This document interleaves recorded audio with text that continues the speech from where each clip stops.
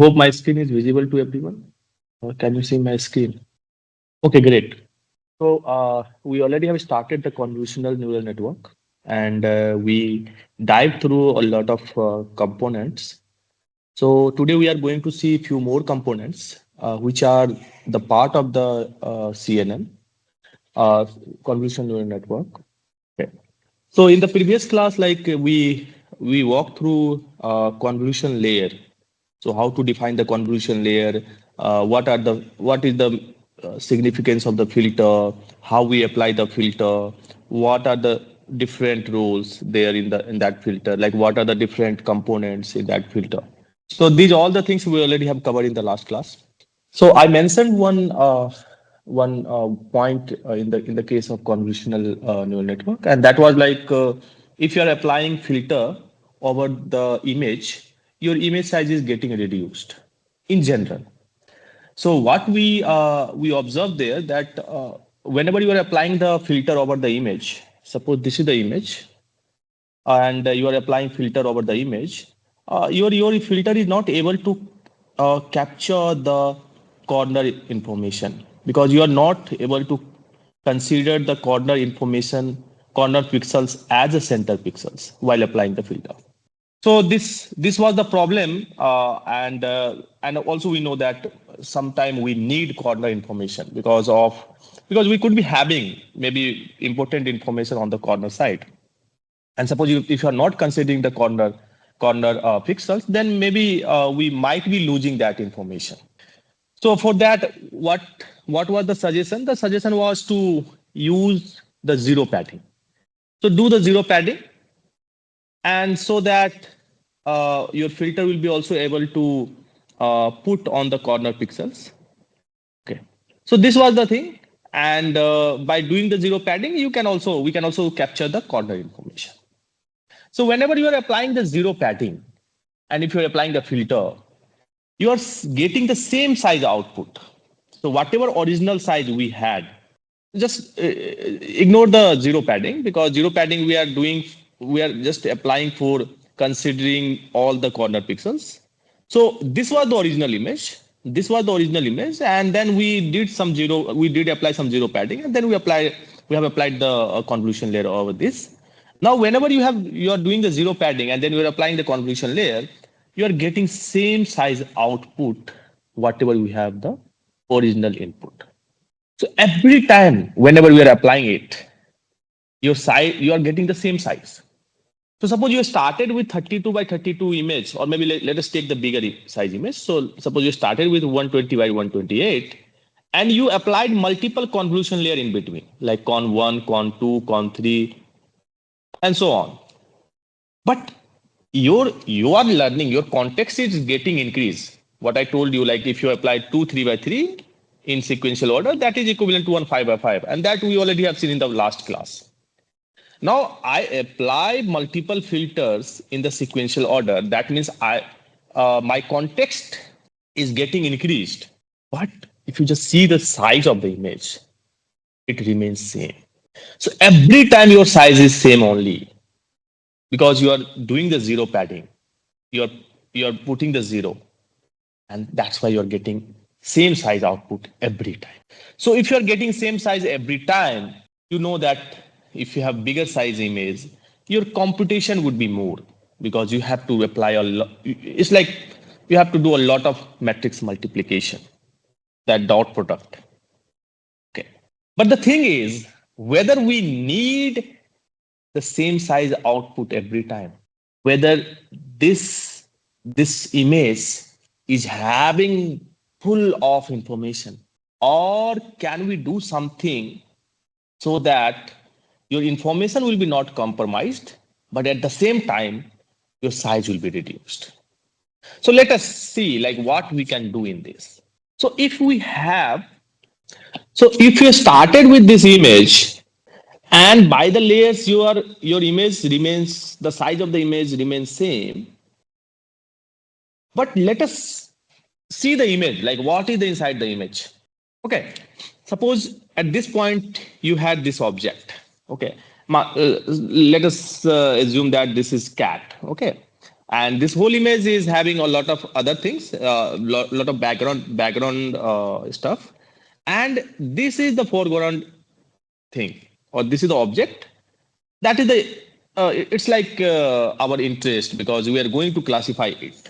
So our focus, like whenever you are applying convolution layer, the major focus would be on this part, because your model is going to classify this object.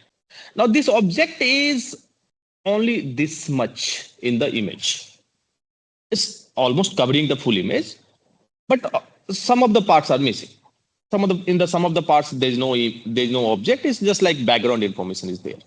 Now when you are applying convolution layer, so by applying that, because you know that if I apply convolution layer, suppose 3 by 3, for every 3 by 3 region you will be getting one value as out. So when you apply this 3 by 3 here, now in this image it was 3 by 3 region, but when I applied 3 by 3 filter, sorry, over this image, over this region, I got only one value. And in that way, your values are getting reduced in this region. Don't consider the full image, because we have done the zero padding and that's why it will give you the same size. But only focus on this part. So your representation is getting reduced. The size of the representation is getting reduced. Why? Because now in this image, in the output image, one 3 by 3 area is giving you only one value. And in that way, we'll be having the smaller representation in this image, in this particular image. So by applying 3 by 3 convolution again and again, your representation of the object inside the image is getting reduced. Okay. Your size remains same, but the actual representation is getting reduced.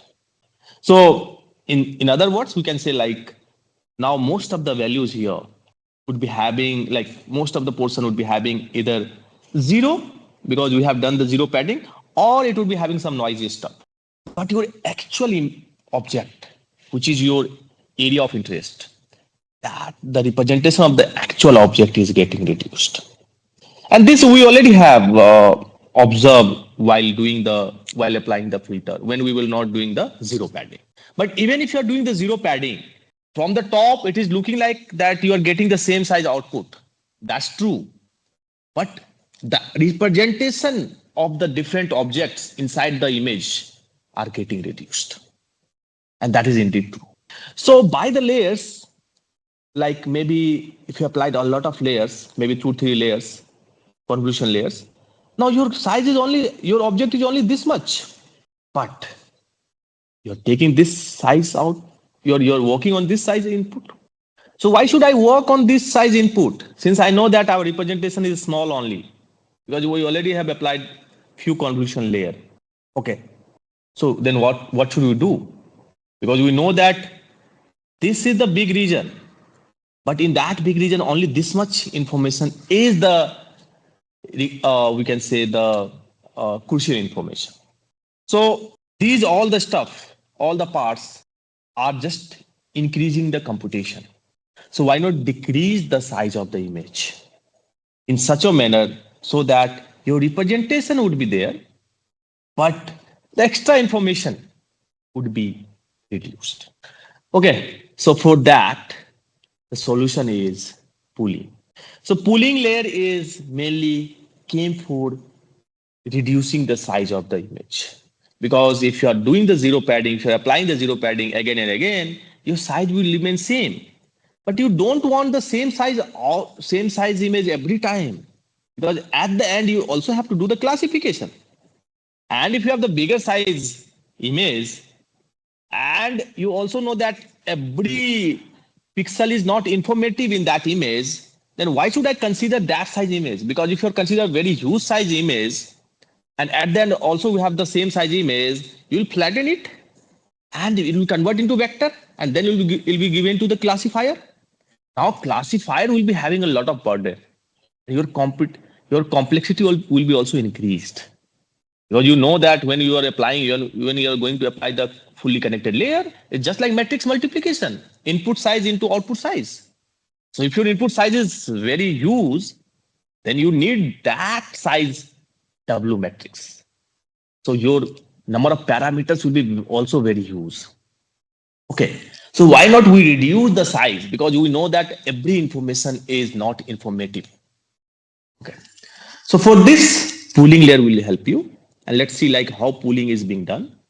So what pooling does, pooling layer take the image and it will downsample the image.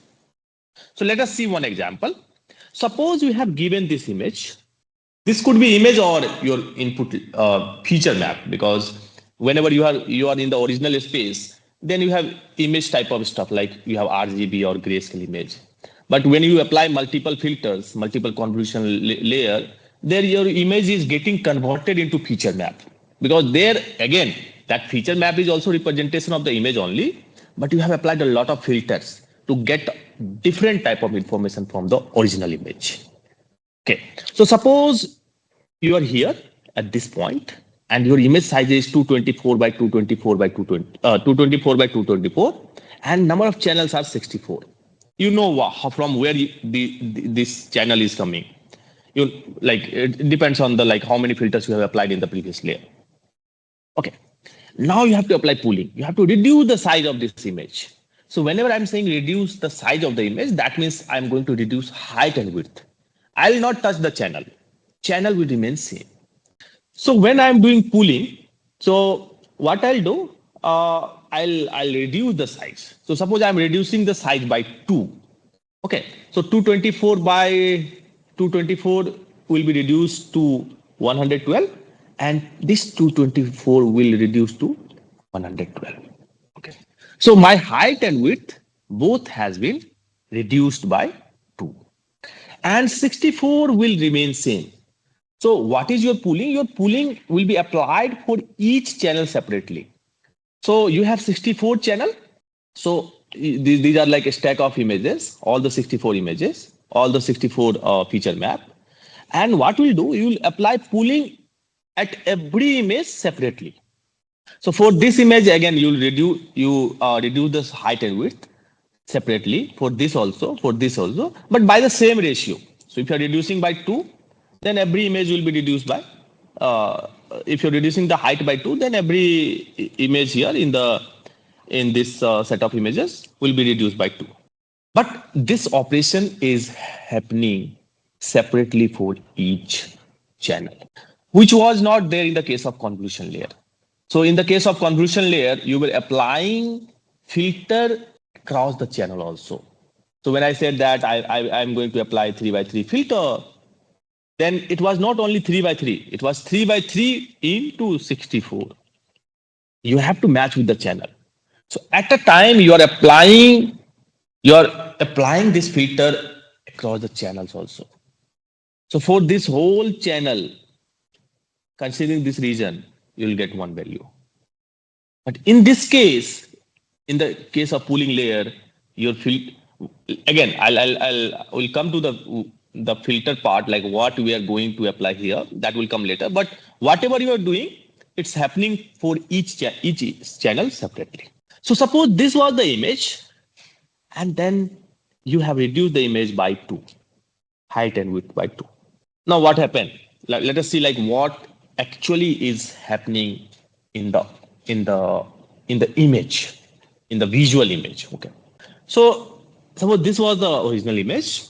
You can see like these are the some features. White area, this area is some features. Like get it's like we have extracted from the original image.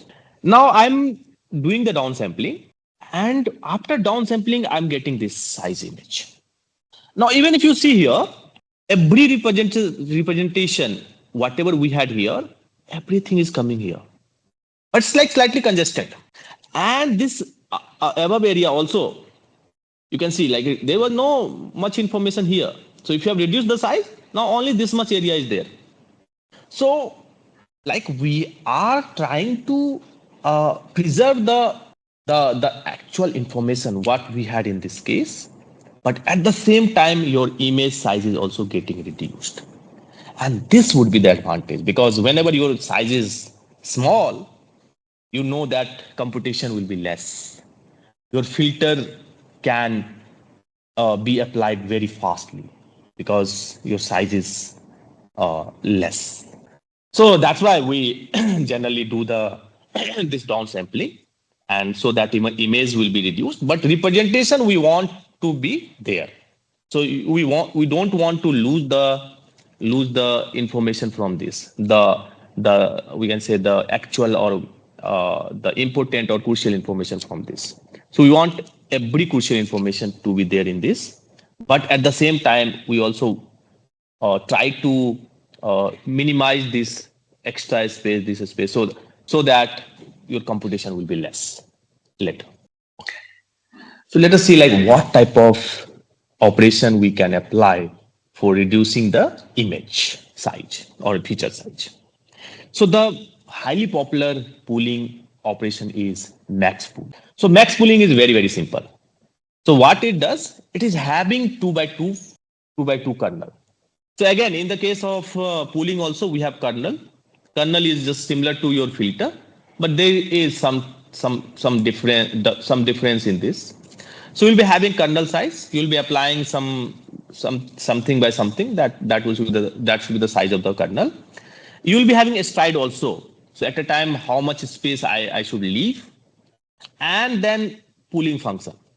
So pooling function, just I told you, like the max pooling is the it's like widely popular or highly popular this pooling function. So we could be having a lot of different type of pooling function. Now let's see. Let us start with one pooling function, that is your max pooling. Now you also define the filter. So let us take the two by two filter. Okay. So we have two by two filter or two by two kernel. Okay. And I'm taking stride equal to 2. So in most of the cases, again, this is hyperparameter. So this filter, this size is also hyperparameter. Stride is also hyperparameter. And pooling function is also hyperparameter. You know what is the hyperparameter. So hyperparameter like means like you are going to set that. So it is in your hand. Okay. So when we are going to decide something, that is hyperparameter. And when your model is going to decide something, then that is parameter. So weights, bias, those are like parameter because your model itself will decide like what type of values, which values I should put there. But the size, stride, these are all the things we are going to decide. So that's why these are the hyperparameter. So we apply this 2 by 2 filter here. And what we do, we take the maximum of that region. So suppose this is the region and you applied this, and from this region you are just taking the maximum value. So from this region the maximum value is 6. Now stride is 2. That means I'll be leaving two space here. So this and this. So I'll be reaching to this point. So here. And again for this region I'll take the maximum value. So maximum value is 8. Similarly I'll go for here. Maximum value is 3. And then I'll go for this. Maximum value is 4. Okay. So we are just considering the maximum value. Now you guys can ask why I'm taking the maximum. What is the reason behind taking the maximum value? So answer is very simple. You already have seen this thing. So when we were dealing with linear classifier, so in the linear classifier, what we had the every row,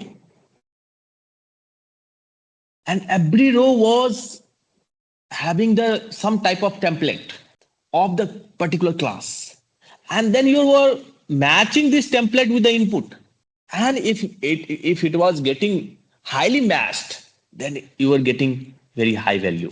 Now similar thing is applicable for the your convolutional filter also. So when you are applying convolution filter like 3 by 3 filter, now this 3 by 3 filter is having some information. It's like some type of template like edges or color. It could be having different type of information. And now this information is getting matched with every portion of the image.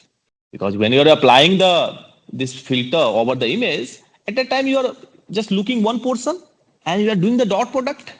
Dot product means what? You are finding the similarity. Similarity between this and this.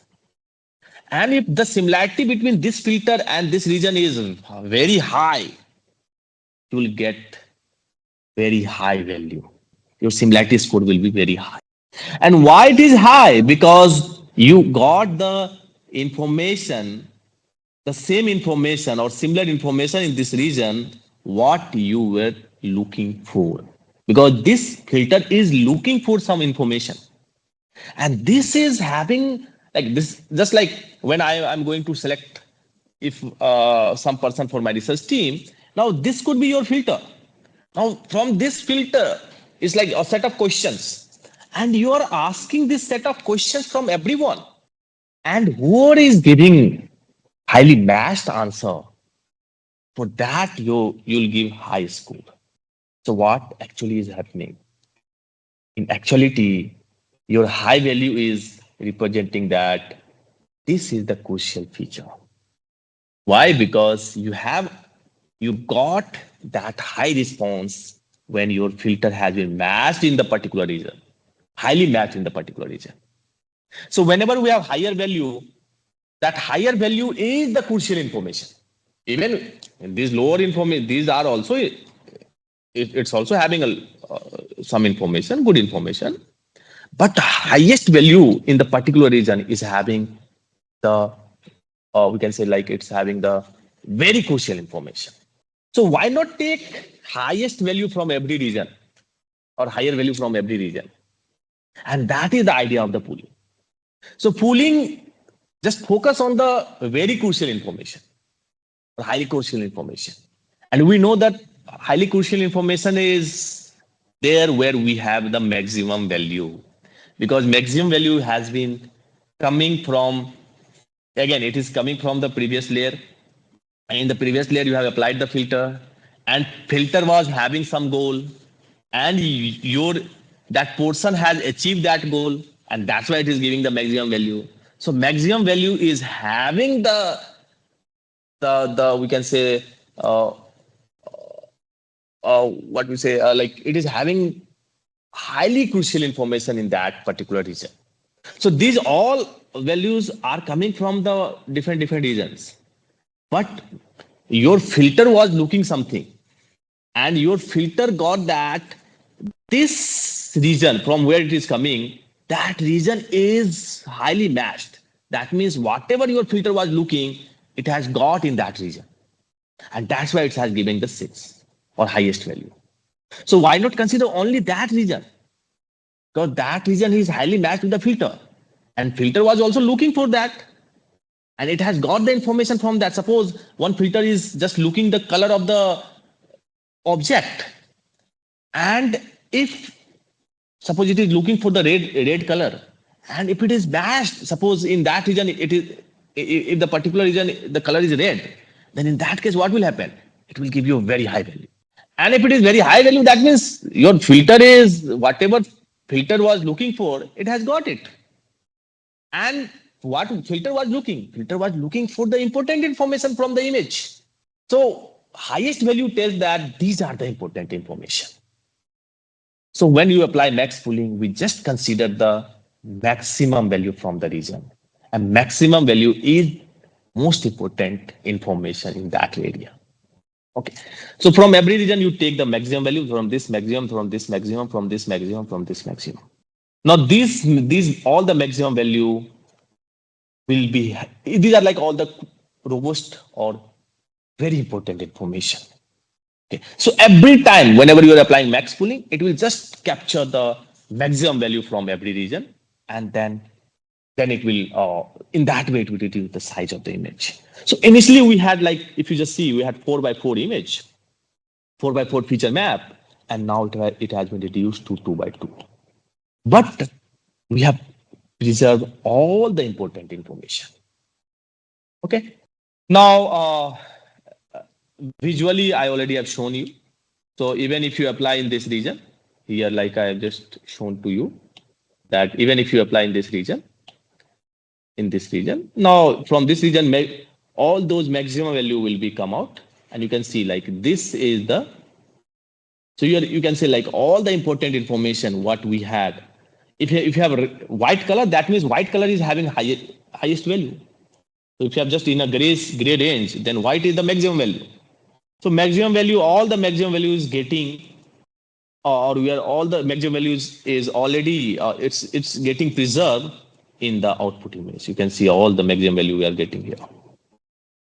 So your feature, your important feature is getting preserved. Now, this max pooling is also introduces invariance, a small spatial shift. So even like you know that you are just taking the maximum value from the region. You are not focusing on the other value, just taking the maximum value. So even your image is getting shifted little bit. So it might not change the maximum value of that region. So most of the time, suppose you are shifting the image little bit.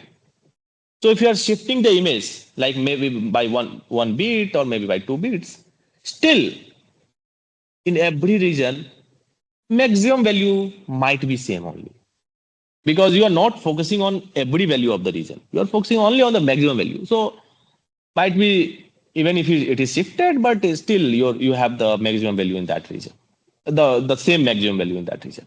So that's why this max pooling is also introduced invariance to the small spatial shift. So even if you are shifting uh, some pixel in the input, still the maximum value will remain same or similar. Now the next part is how many parameters we need to learn in the max pooling. This is the very crucial part. So when I was explaining convolution layer, so I told you a lot of things like how to calculate parameters in the case of convolution layer, and you know how to calculate because who is the responsible of the parameters? That is your filter. So filter, whatever size of the filter is, that that will give you the parameters like the number of parameters requirement or required. Okay. So in the case of filter, like if I say in the case of convolution filter, if I'm saying you 3 by 3 filter or maybe channel is 3, then you might be having these number of parameters that you need to learn for one filter. And even if you apply 10 filters, then it will be multiplied. And again, you will be having also bias also. So for every filter, if you recall this thing, for every convolution filter, you will learning one bias. Okay. And suppose if you are taking 10 filters, then 10 into this 27 plus 1. These number of parameters you need to learn. Now let's come to the max pooling. Now, how many parameters we need to learn in this max pooling? The answer is you no need to learn any parameter. Why? Because we are using fixed function. In this case, your filter was not fixed. Your filter was getting learned while training. So you were not fixing like this filter will see only this type of information. That was not fixed. And that's why this deep learning is there because even the filter was these filters were already there in the past before deep learning, machine learning. That time also it was there. People were used to use different type of filters for solving different type of problems. Even if you just see the even machine learning or this image processing course, a lot of different type of filters are there like Sowell filter, as filter. These are already well defined filters. Those are there. So in those filters the values were fixed. So if this is edge filter, you could be having only these type of values. That's all. Now you are not going to change it. But in the deep learning, in the convolution layer, we give the freedom to the layer to learn the filter itself. So I'm not going to give you like this is the filter. I'm just going to give you the size of the filter, and now you decide by yourself like which type of filter or which type of information you are going to see from the image. So that's the beauty of the convolution layer. Now just come to the max pooling. In the case of max pooling, what we are looking in the image, you are just seeing the every portion and then you are just looking the maximum value from that portion. So whenever you have fixed function, because your max function is fixed function, you are not learning anything, you are just fixing the function.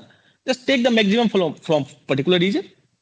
So you are not learning anything.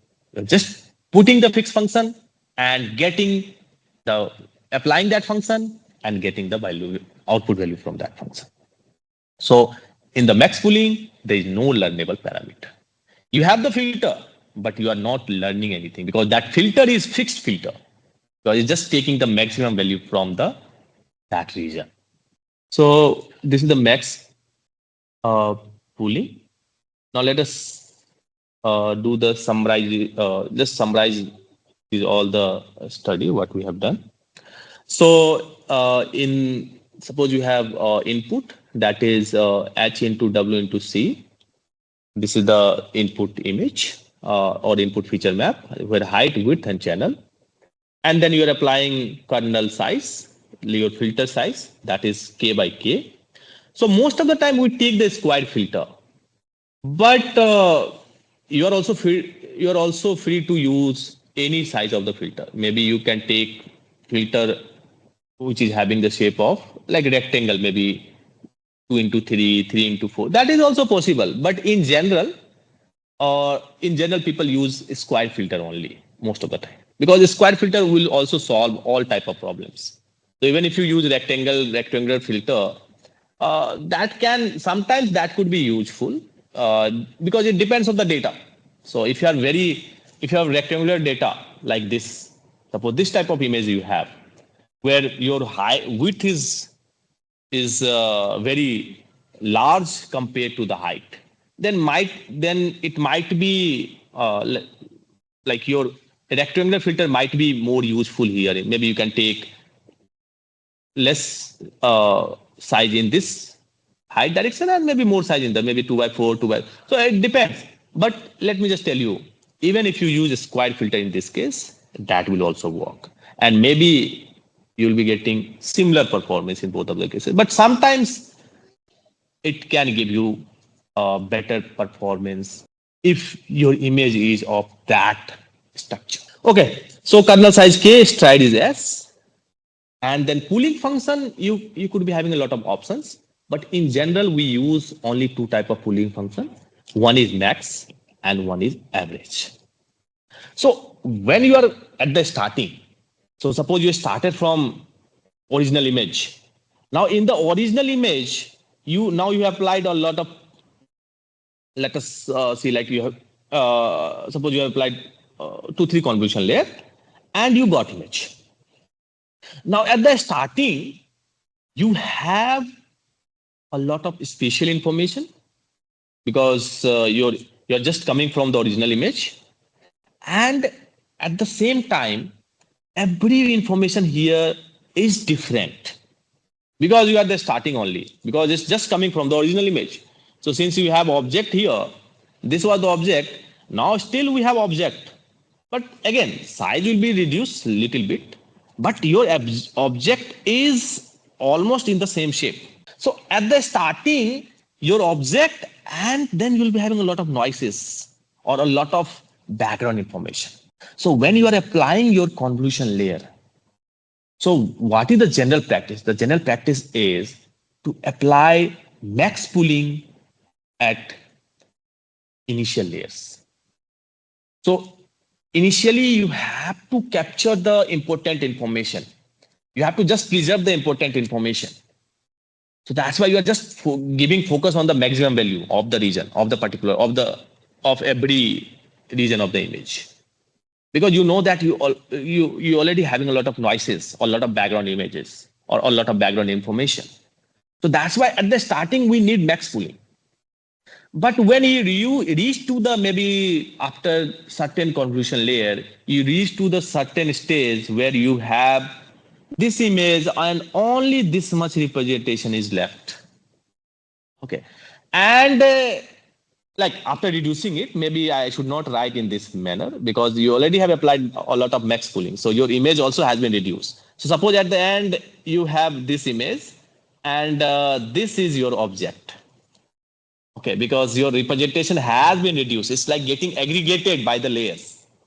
So now here, whatever information, maybe let us take, suppose it is covering full image. So these all the informations are the important information only. Why? Because you already have reserved only the important information. because you from the starting you just applying the max pooling.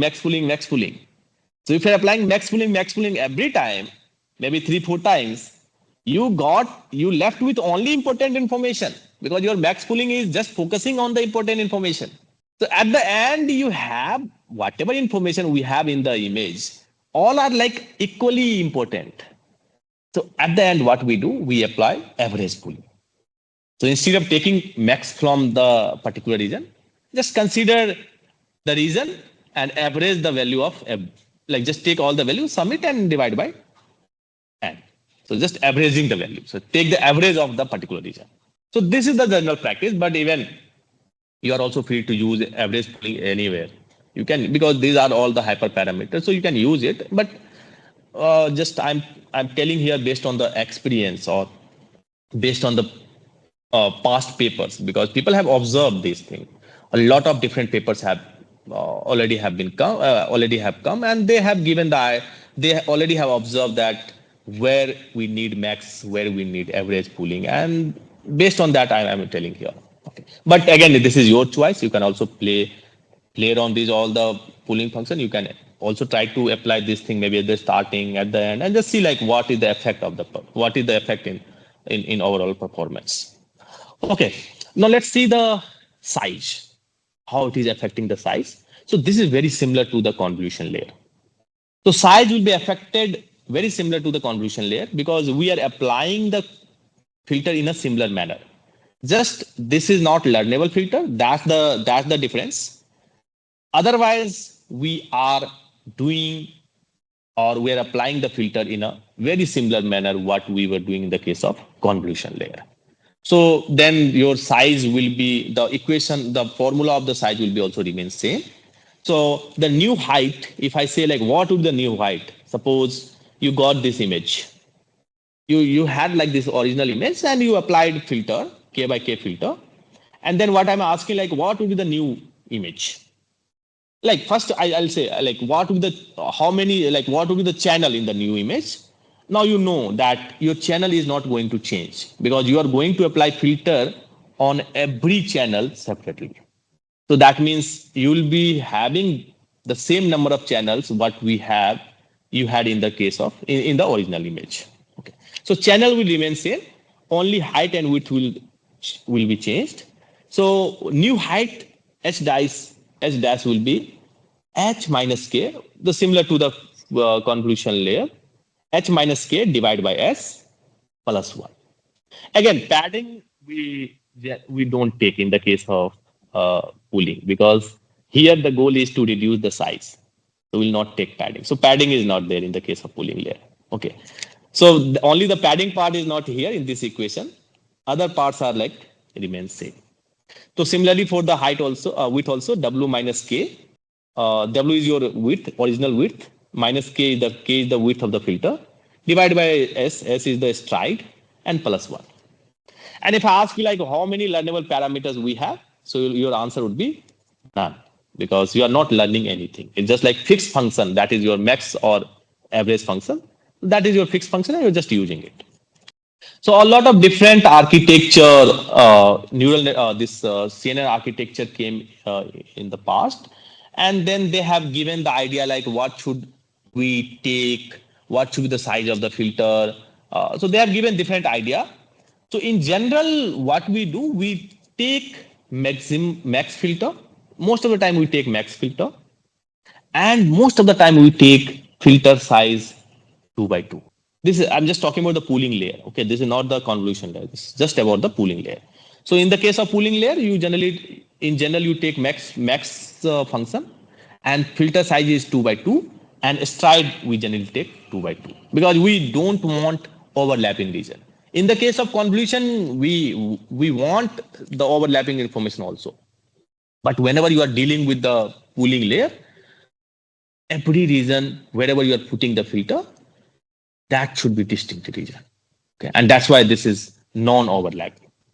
So in general, we take the non-overlapping region, but again, it is also hyperparameters, so you can also play around this. But researchers have observed that we should follow this thing, and that will give you, it's like better arrangement of the layers or better arrangement of the this pooling layer. Even LXNet, that was again we'll deep dive into LXNet. So LXNet generally LXNet is considered max pooling. This is again one type of CNN architecture, and this will come later. So LXNet take max pooling and filter size 3 by 3 and stride equal to 2. So again, I told you that it varies across the architectures. So that's why we'll also dive into architectures later.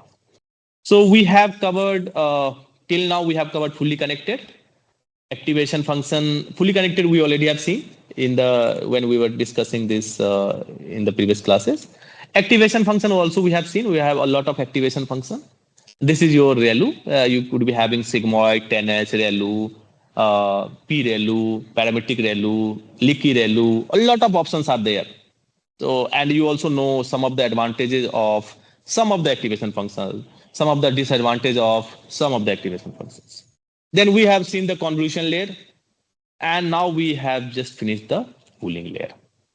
Now, one more thing is left, that is normalization. This is also called batch normalization. But before going to this, first we'll see one small CNN architecture, and then we'll go for the normalization.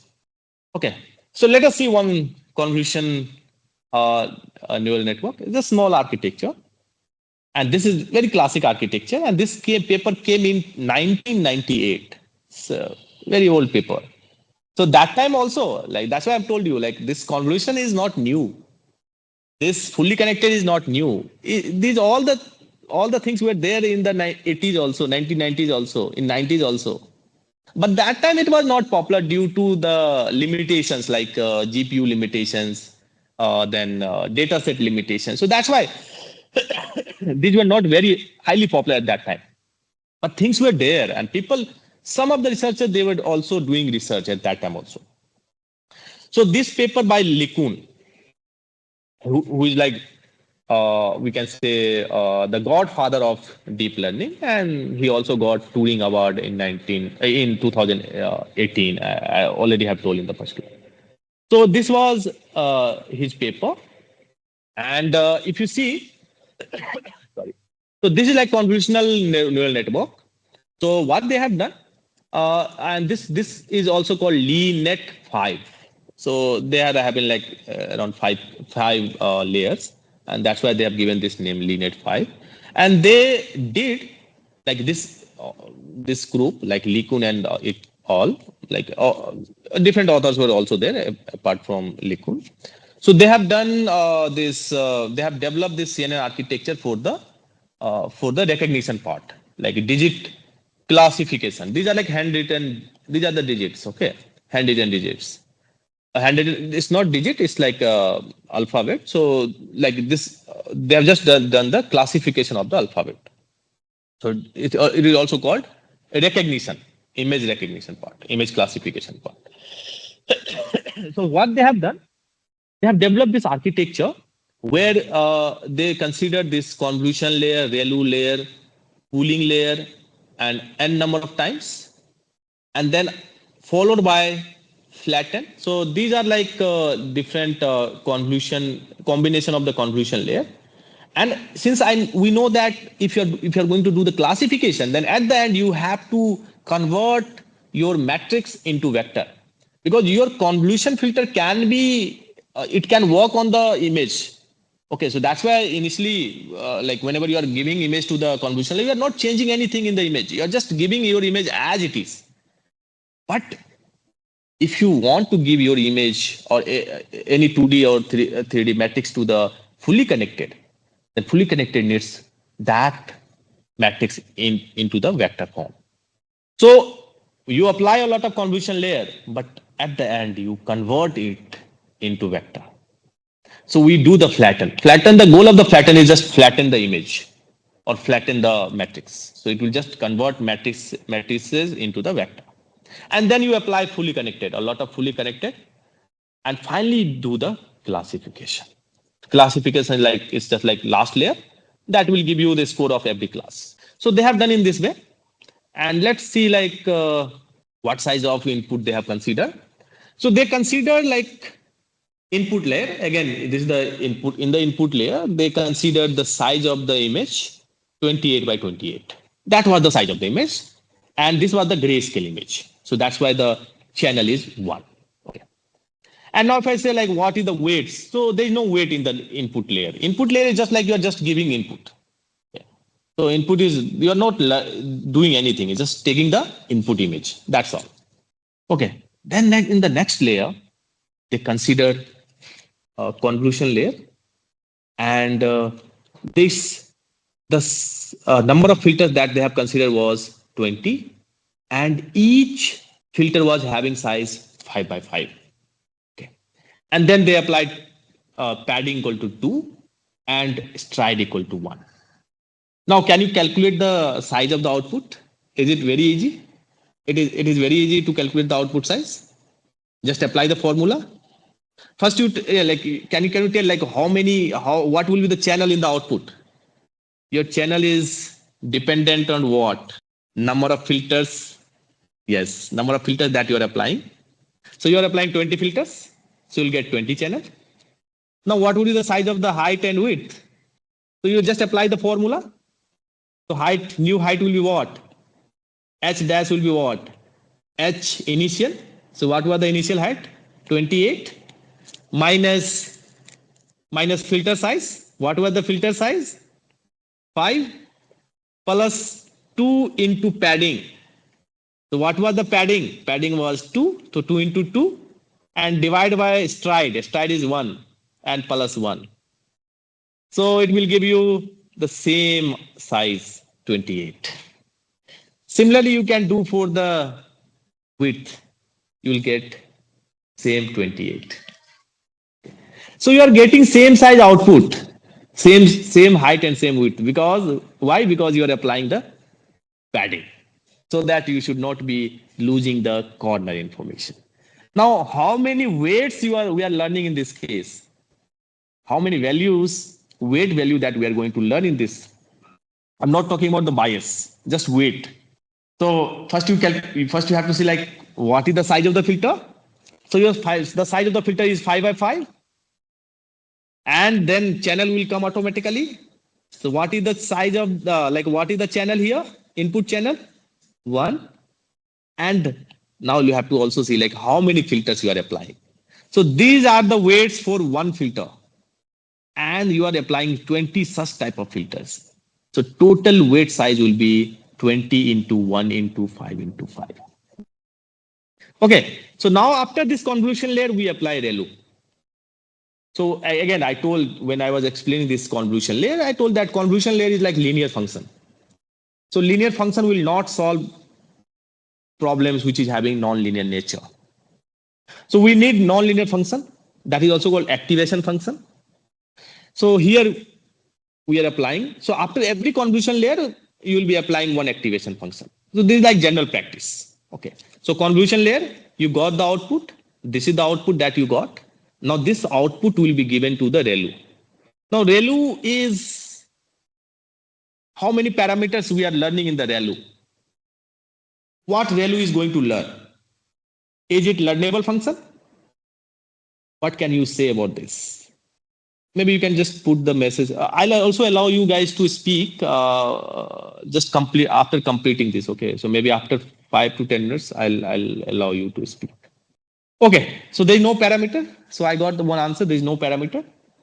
Why there is no parameter? Because value is the fixed function. So whenever you have fixed function, you are not learning anything. When you don't know the function, then you are trying to learn that, and that is your filter or convolution filter. So convolution filter, you don't know what type of function I want there, and that's why that filter is getting learned. But when your function is fixed, then you just have to apply it. So there is no learnable thing there. Okay. So value will be applied over this input, whatever output you got from the convolution layer, and that will be given to the ReLU, and ReLU will be applied on each pixel or each value separately, and then it will just convert into the range of the ReLU. So like whenever you have positive value, it will come as it is. Whenever you have negative values, it will squash to the 0. So whatever negative values you'll be having in the matrix, all negative values will be assigned 0, and remaining values will be as it is. Okay, so ReLU, and then they have applied max pooling. So since you already have applied one convolution layer, now I know that my representation has been, it is like, it already has been, now it is small only compared to the input image because it has been reduced. So why not we should apply max pooling to reduce the overall size of the image, because your overall size of the image is not getting reduced, but your representation is getting reduced. Why? Because your filter is doing that. So now we apply max pooling. They have applied max pooling. This was their arrangement. Okay. Later, a lot of things have been changed, but this was the initial architecture, like 1998 architecture. So they have applied max pooling and filter size 2 by 2 and stride equal to 2. So when you apply this thing, your you know that your max pooling will not change the channel because it is getting applied for each channel separately. So you'll be getting the same number of channel like 20. And since you're applying 2 by 2 filter and style is 2, now you know what will be the output size. So this is just like same as the formula you can apply there. So original size 28 height minus filter size, that is your 2, and padding is not there in this case, divided by stride is 2 and plus 1. So this will give you 14.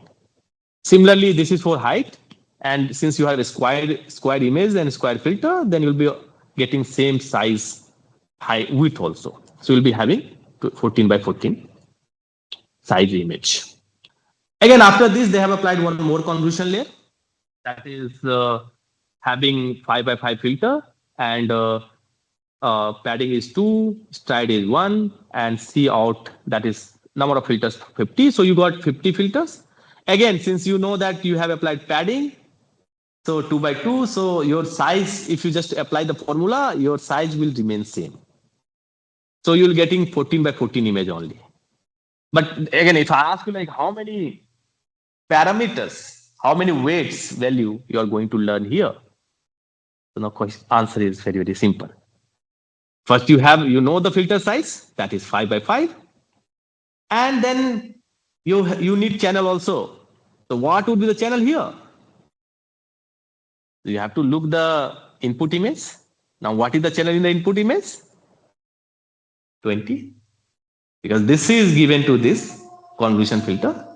So we have 20 channels in the input, and you are going to learn 50 such type of filter.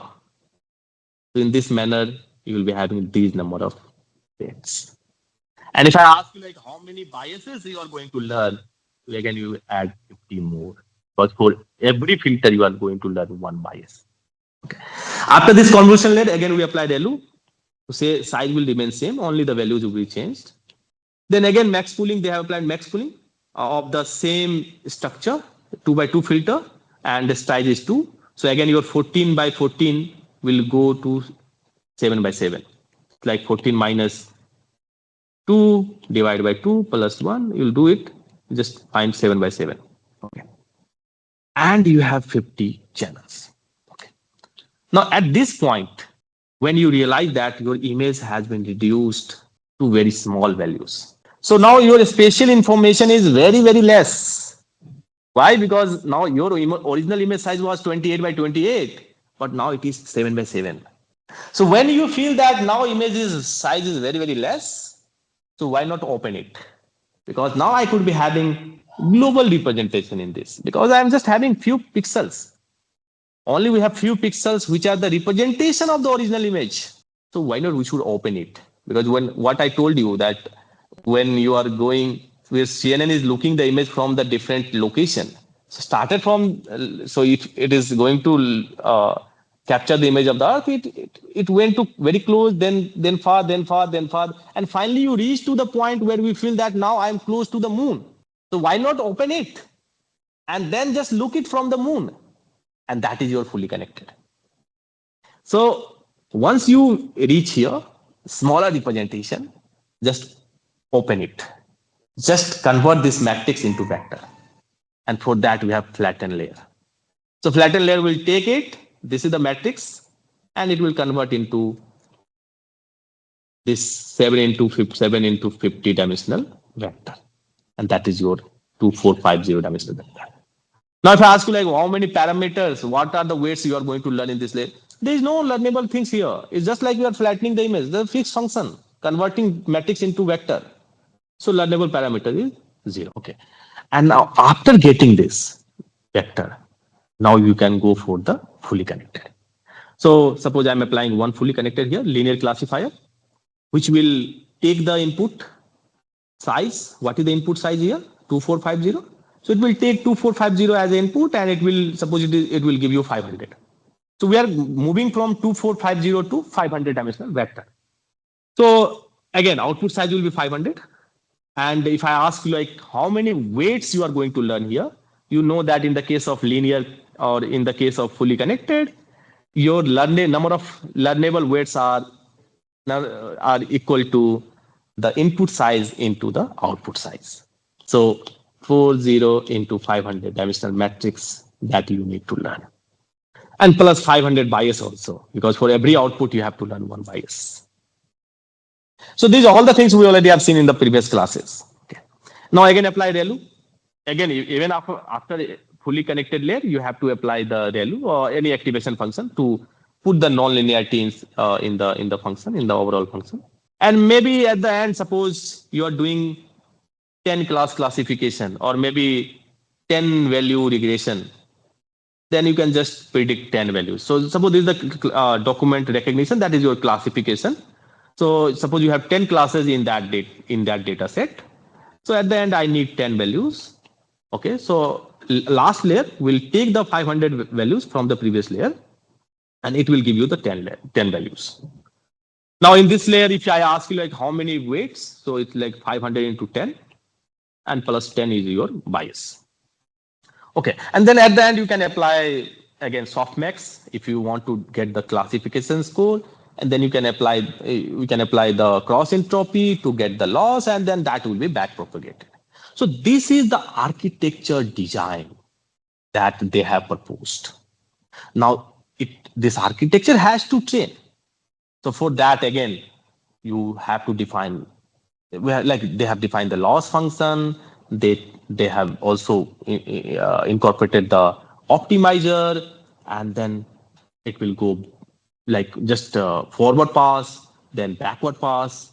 So you know that you have to calculate all the gradients and all those things for changing the weights. And what are the weights here? Your weights are this, and plus bias. So going back means these all the values should be updated. So if this sequence of layers are giving very bad result, after updating this W based on the back propagation, this sequence should give better performance. So that is the goal every time, and you will be training this thing for a n number of epochs. Okay, now one thing that I just want to tell here, maybe you might have observed that thing. Uh, uh, when we are moving from here to here, now if you observe carefully what we have done, we are reducing the size of the image, but at the same time, when you are applying the convolution filter, you are increasing the number of filters. So suppose you started from here, now you have increased to 20 filters.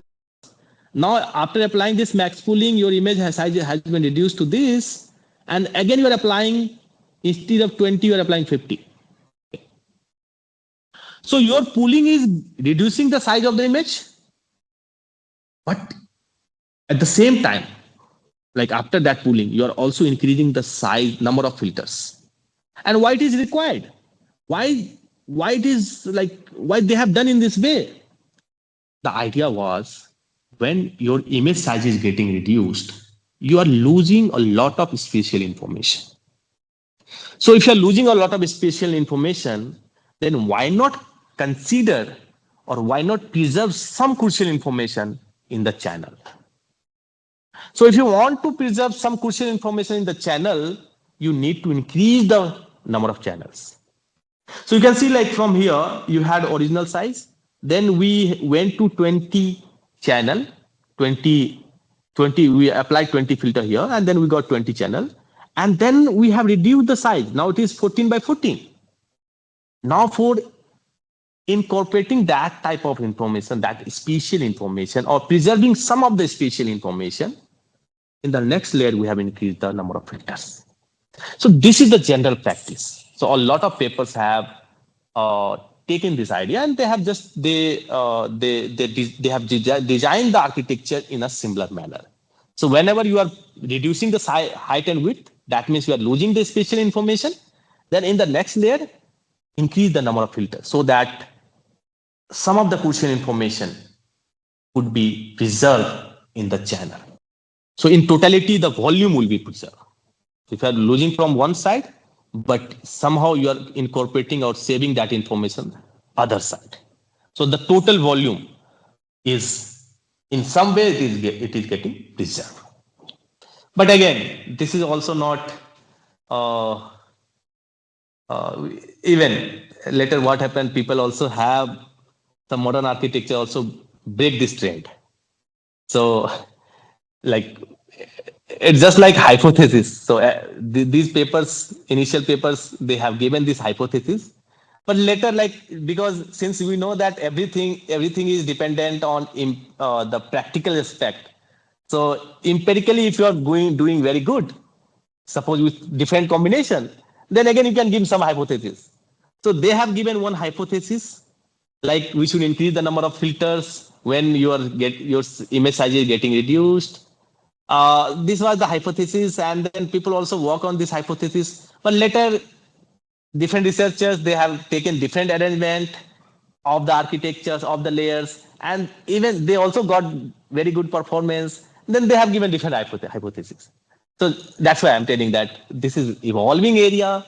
So every time, even whatever I am telling now, it may be or it might be wrong, maybe after a few years. Okay. So that's why. So suppose someone comes with a different idea, and then we say, oh, whatever you have assuming, whatever you have given this hypothesis, this is not fully correct, because I also have done in this manner and it's giving very good result. So why should I rely on your hypothesis? So that's why I'm saying, like, whatever here we are explaining, this is not fully because there is no theoretical proof for this. Just like empirically people have observed. So maybe whatever I'm telling here now, it may be partially correct, maybe after a few years, or it might be like even people comes and people come like people come and then say like, hey, whatever you have done, this is not good, so it should go in this way. So that's why it's evolving very very fast. So every time things are getting changed. Okay, so now I'll stop here and I'll allow you guys to speak and you could ask question, because next topic is batch normalization, so that I'll cover in the next class. Sir, I have one question actually. So we have a input image. I mean, taking the example of this K image, the handwritten K Hmm. image. So this Hmm. we are splitting into uh, image maps, right? I mean, we are creating certain number of convolution layer. Each Yeah, convolution layer is yeah. We're applying convolution layer for getting the feature map. Huh. Yes. so. I mean, every section of that image is getting converted into one. No, no, no. You're converting full image. Like it's working. Your filter is getting applied on the full image, but it is happening portion by portion. But at the end, whatever you are getting, that is full image only, full feature map only. Like what I told, that if you have convolution image, you are applying convolution is happening for each portion separately. And but you are getting from each portion, you are getting one value, and it's like then it is getting arranged, and finally you are getting image only, a feature map only. So what you are seeing, that is image only, but your filter is the image, and then finally it is getting applied on the every portion of the image, and finally getting the full image from that. Because from every portion you are getting one value. So if you just combine all the values, because it will, for this portion you will get one value, then it will go this portion, this portion, this portion, this portion, fine. Again it will go here, here, here, here, here. So for every portion you are getting values, and then this will make one image, 2D matrix. You got the point? Or I explained this thing in very great detail in the previous class. Just see this. Okay, it's very easy stuff. Sir, am I audible, sir? Yeah, you are audible. Okay, yeah, good, sir. Sir, Hmm. the clarification with respect to filter size one by one, where you applied the filter size to an image of a channel Hmm. 64, and then you Hmm. converted that image to a channel 32. You remember, Hmm. means, Hmm. yeah. Yeah. Uh, I can come to that slide now. There. Yeah. You're exactly, sir. talking about this slide. Yeah, this is the one, sir. So, you're reducing the number of channels there, sir. What actually Yeah. we are trying to synthesize from 64 to 32 there? What actually 64 consisting of, 64 channels consisting of, and what we are Hmm. synthesizing out of 64 channels to a Hmm. 32 channel layers? What we are synthesizing there Hmm. by applying one Hmm. by Hmm. one Hmm. filter there, sir.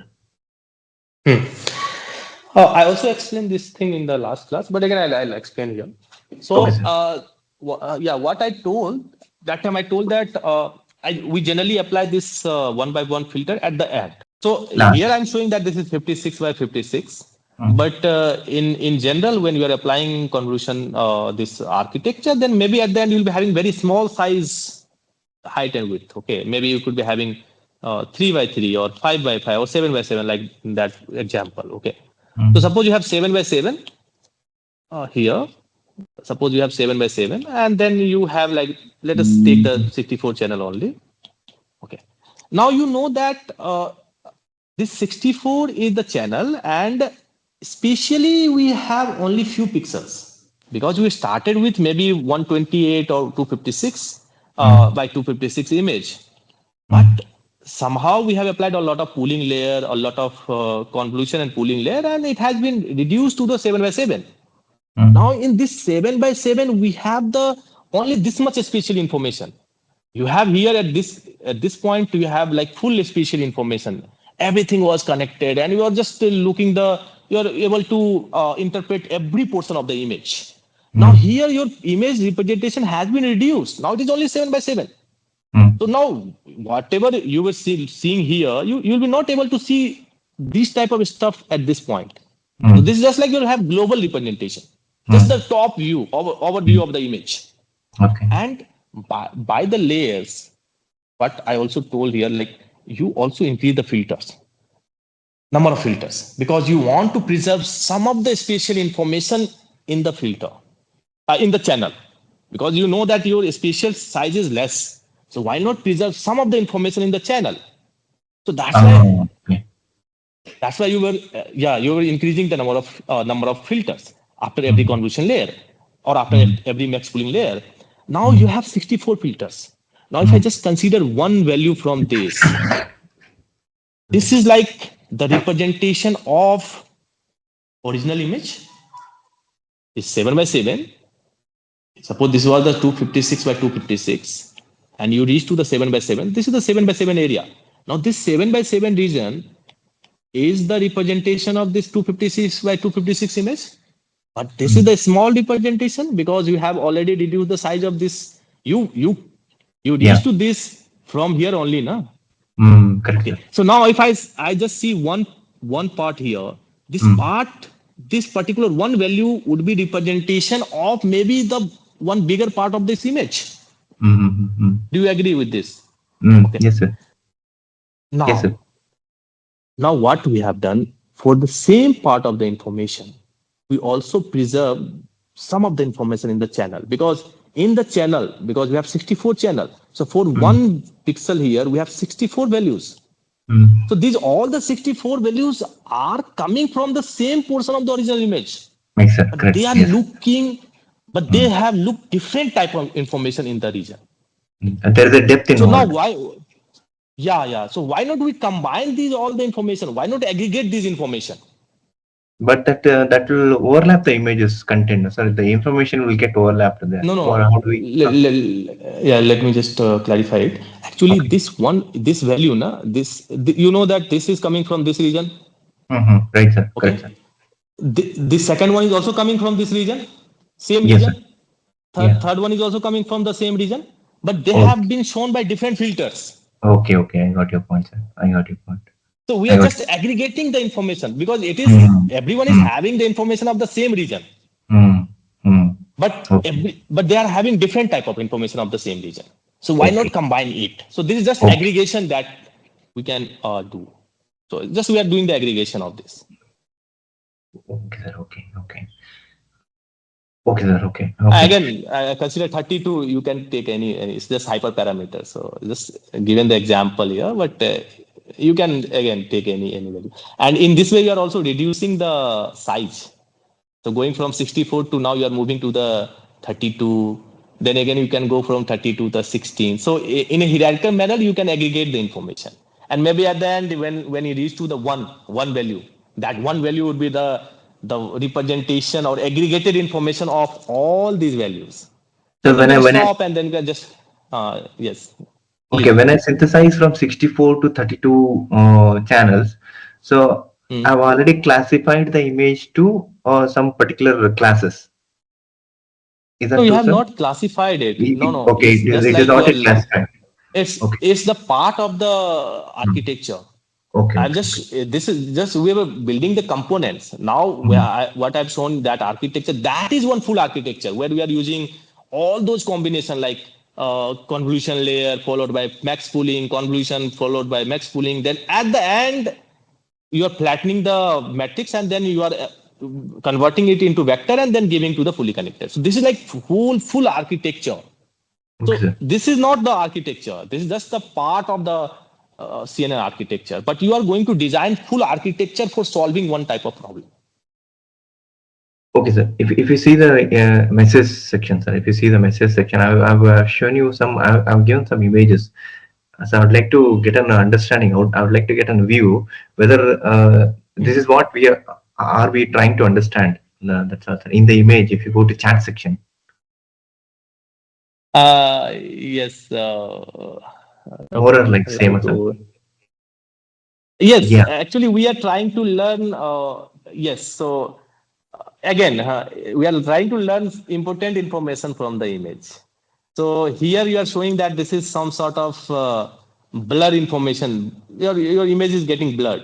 So, but it might be the case that you are just preserving the very important from the image, from the original image. So it's like not in a same manner, but again, this it's totally depends on the filter. So your maybe one type of filter can learn this thing also, No, whatever you no, have sir. given here. No, sir. But Huh. as I understand from our discussion, class understanding, it's my Hmm. understanding. Whether it's correct or not, that you have to tell me. I understand that image quality is also getting reduced because we are trying to reduce the Yeah, yeah, pixel size. yes. I also So told that your spatial information is getting reduced. Your spatially, matlab, you can see like here your spatial information in the first case. It's like everything is very clear. You can easily say like this is connected to this is connected to this, the window is here, the something is here. But when you apply the filter, again I agree that your image quality will be reduced because you are reducing the size of the image again. okay, But because you're also applying max pooling, your size is also getting reduced. You're also applying filter is also changing the image because it's just focusing on the important part of the image. It's just looking one type of information from the image. So in that way again, so that's why I'm saying like this, whatever you have given here now, whatever you image, the second part, the right hand part image is coming, this could mm. be like the output of the one filter. Maybe your Correct. one filter could learn this type of information. Okay, okay, okay, sir. Such filters there are 20, 50. We have applied over the Yeah, it network. depends, sir. But every filter is having different job. So Mm. and itself, your filter will learn like what type of job I should do. Okay, sir. That's why it's Okay. this learning process. And based on the laws, everyone will be updated. So if someone is doing wrong, then loss you will be getting a wrong class, and then again you'll be finding the loss, and then loss will go back. Now everyone will loss is your feedback that is Mm-hmm. given to everyone, and then everyone will update itself. So every filter, every fully connected layer, everyone will update. So every W, whatever W we have in that architecture, all the Ws will be updated using that your SGD, stochastic gradient descent algorithm, or maybe variant of that. Okay, So sir. this Okay, is the sir. whole process. So whatever we have studied till now, now we are using each and every component in the this architecture. Okay, so if you see the next image, so is that an Mm. example for after convolution or after pooling? Yeah. Which suits best here, sir? After convolution or after pooling here? This one So might be. actually, you're showing this na second. You're just showing the small image, but I don't know whether you have put this thing, this bigger image into this smaller area, Um, or it Smaller is area, your sorry. image is getting. Same. No, the image size is same. Since we are adding padding there, we are adding padding and image size is same. But within that image Uh, size, entire image is been captured into a small pixel area, maybe 7 by 7, as we have discussed earlier. The entire image is mm. being captured into 7 by 7 area. Is that my understanding correct, sir? Or no? Yeah, this just downsampling the image, just resizing the image. Okay. So what you have like this is the original image, so you know that here you have a lot of your image is whatever your this object is having the bigger size. Now Mhm. in this case, everything is getting small. It's like ratio is same only, but your size is getting small. So this could be, we can say like from maybe after max pooling, we are getting, Hmm. but it is not fully correct because when you are applying max pooling, Hmm. your some of the like you'll be not able to get the exact Image. exact image Yeah. because in that case your focus is only on the maximum value from the every region. Okay, So you so that's might. what that was one other question, sir. If I only take uh, maximum value out of picture, then I'll lose the entire uh, content of the picture. Then how will I be able to recognize that image as No, so fake? you are, but you're feel like by the layers you are losing that, no? You are also losing the spatial info because your image is getting. You have to some, but actually you have to do it because you cannot work on the in the original image. You have a lot of noises, a lot of Hmm. extra information that you Hmm. don't want to be there in the final layer. Image. Okay, You that only needs to be want. filtered out. Hmm. Yes, yes. So your focus is not on the spatial, preserving the spatial information. Your Hmm. focus is to capture the important information which can differentiate this image from other class image or the Okay. image of the other classes. So that's Okay. why at the end we don't want the full picture or this whole spatial information or this full clear image. We want only that much information which can differentiate it from other classes. Okay, sir. Example for Which type of example you're telling? Like the convolution filters, filter? 20 filter or 50 filter we have applied in each level layer, sir. Like Yeah. for example, 3 by 3 filter we have applied, 1 by 1 filter we have applied. So could you please I give me? think I've given this thing like here. So this is the Ah, representation of the filter. okay, okay, So okay. just if you see here, Mm, let me just try it. So these are like 64 filters, and they have given this thing from in this LXNet. LXNet is like one architecture. We'll again go through mm, this, and they okay. just try to understand like what is happening inside the filter, and then what they observe that these are the 64 different filters, and Mm, everyone like this is one filter, this is one filter, this is one. So if you see this filter, this is just learning some red color, so it correct. is it will try to see the red color inside the portion of the image, Mm, and if it is getting that red color, then it will give the high value because mm, that highly matched with the image. mm. Suppose if you see this one, maybe some filter will be learning Types, some angle gradient stars. Mm, as for, yeah. So in that way, like every filter is learning different type of information. There would be overlapping also because we are not enforcing anything. We're just telling them to learn different type of information. But it might be the case like two of the filters are learning similar type of stuff. It is possible. So that's why when you are training the model, after training, you can also visualize it. You can just see like what is happening inside every filter. And you can try to interpret like which type of information. Just try to make the image from the filter and then see like what is the things that your filter is learning. So but what people have observed based on the experience, I can say like what people have observed that in initial layer, when you apply the filter, it is trying to learn the small level features like edges, gradient, mm, corner point. So these are mm, like very small level features. And but by the layer, since your receptive field is getting increased, because if you are applying 3 by 3 filter in the first layer, that is not, it is not equal to applying 3 by 3 filter in the third layer or fourth layer, because your receptive field has been changed, because your image has been transformed, that we already have discussed in the last class. So when I'm applying taking 5 by 5 image, you apply one 3 by 3 filter over this, what will happen? What will the output size? What will be the output size? There will be without one zero padding. yeah, without zero padding means one column will be one pixel size will be reduced. Huh. 3 So plus what will 2, be the out? 4 by 4 image, sir, or 4 by 4 image You just probably. apply the formula, na w minus k plus 2p divided by stride plus 1. This is the formula. So if Okay. stride is 1, so w is what? 5. This is the original image, 5. Width of the image is 5. Filter size is what? 3. Padding is 0. 2 into 0 divided by stride is 1 plus 1. This will give you what? 3. 3. So you will get 3, width 3 and height also 3, because this is the square image.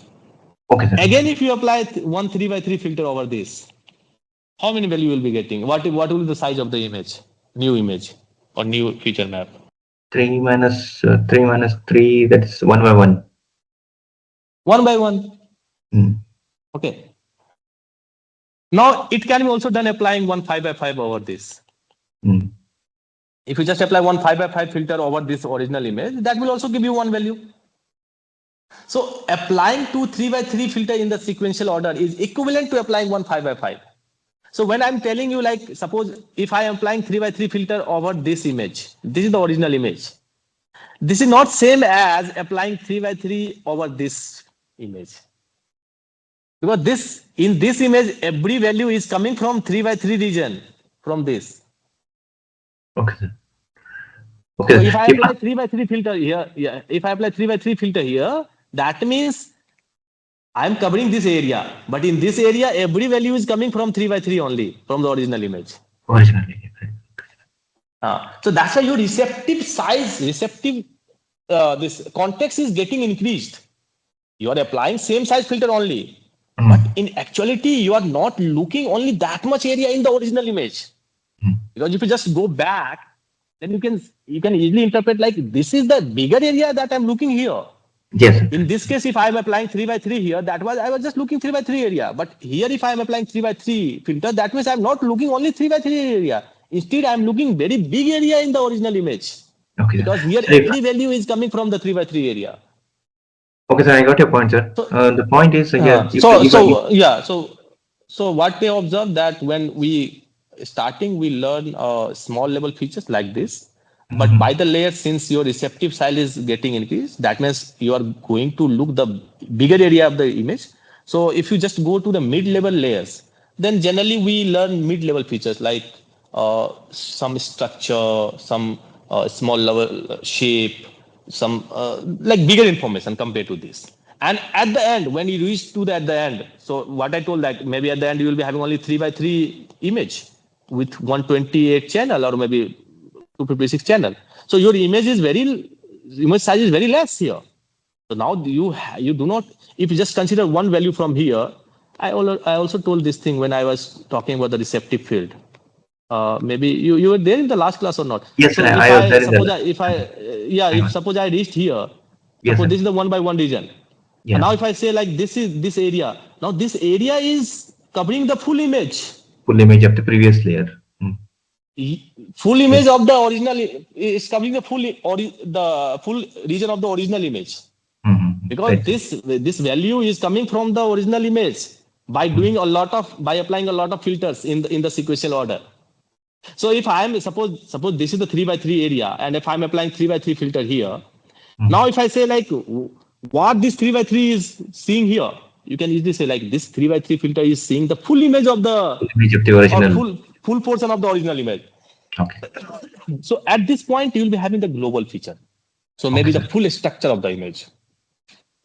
Okay. So one question, sir. Here, for example, if I have to develop a filters for identifying a chair. Let us say simple example chair. If I have to develop a filter for identifying a chair, can I use the same filters, or do I need to develop a different kind of filters?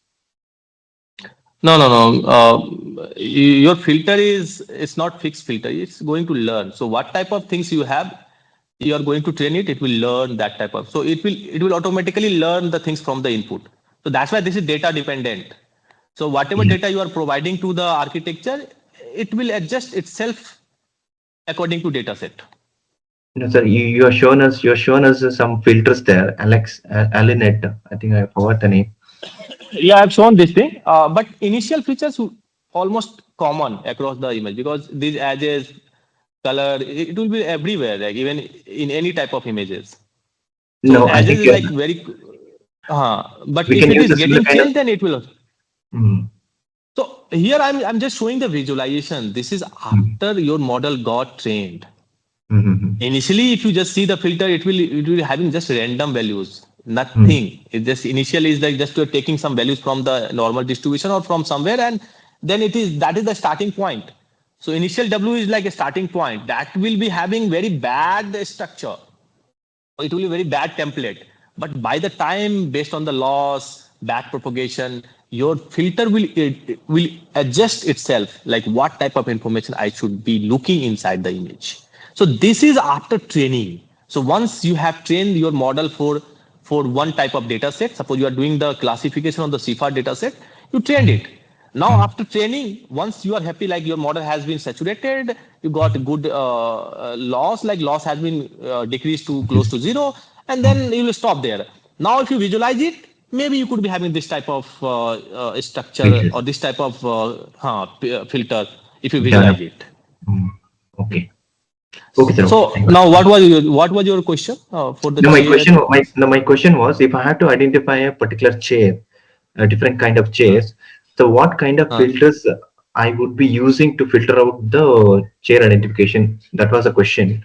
So I learned from you that the filters are auto-generated in the process, and I'll be able yeah. to visualize the filters only after my model has been developed properly. Yes, you're suppose you are going to do the classification of the chair, then you are going to train it for the chairs. Hmm. So once you're training for the chairs, so your filter will adjust itself. Hmm. So it will try to see the things from the chair, so that at the end it will give the better classification. So Okay. that's why this is learnable. It's not fixed thing. So whatever I'm showing here, it could be changed for some other type of data set. No, for example, sir, if I had to do the image processing, like for example, in the traffic camera and all, there is a lot of image processing is are there, but there, Mm-hmm. yeah, there the objects are varying continuously, one after the other. There are different varieties of images are coming there.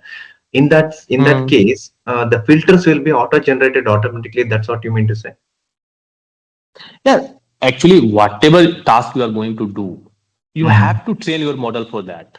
Okay, okay, okay, So if you are going to train the model for that, your model itself will learn like what type of, even if your images are getting changed every time, then your model itself would adjust because already has seen all those type of variation in the input.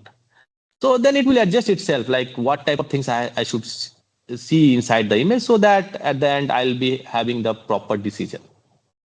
okay, sir. Okay, okay, So this is a whole thing is learning only. So coming from the learning, okay, okay, okay, coming okay. from the experience. So if you Sure. want to solve one type of problem, you just show you give experience to the model. Your model should experience, and that experience will come from the data. So you have to show all type of data to the model. Okay, sir. Thank you. Thank you, sir. Thank you. Thank you. Hmm.